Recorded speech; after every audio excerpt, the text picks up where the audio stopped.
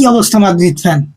মাদ্রিদের গতকালকে গেটাফের বিরুদ্ধে ম্যাচ দেখা আপনি একেবারে পুরাই হতাশ। আর এইরকম ম্যাচ দেখে আপনি এইটাও ভাবতাছেন যে জুভেন্টাসের বিরুদ্ধে এবং এল ক্লাসিকোতে মাদ্রিদ কি করবে।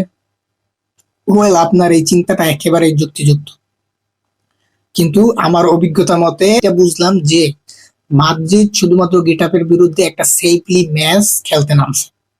কোন রকম ইনজুরি এবং এনার্জি লস করা ছাড়াই মাদ্রিদ গেটাফের বিরুদ্ধে খেলতে নামছিল। এখন দেখেন, আজকে 20 তারিখ গেটাফের বিরুদ্ধে ম্যাচ গেছে, আবার 23 তারিখে হচ্ছে চ্যাম্পিয়ন্স লিগে জুভেন্টাসের সাথে ম্যাচ, 26 তারিখ বার্সেলোনার সাথে ম্যাচ।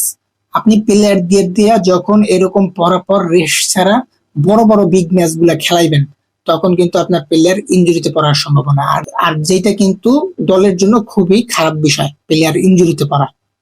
আর তার জন্যই হয়তো বা গেটাফের বিরুদ্ধে জাবি আলোনসো সেফলি একটা ম্যাচ খেলার জন্য প্ল্যানিং করছে।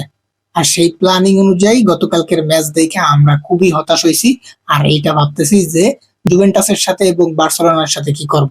এখন হয়তোবা গেটাফের বিরুদ্ধে মাদ্রিদ এই প্ল্যানিং নিয়েই মাঠে নামছিল যে মাদ্রিদকে সেফ ভাবে এনার্জি লস করা ছাড়াই ম্যাচটা বের করে নিয়ে আসতে হবে, এবং আমরা কিন্তু সেটাই সফল।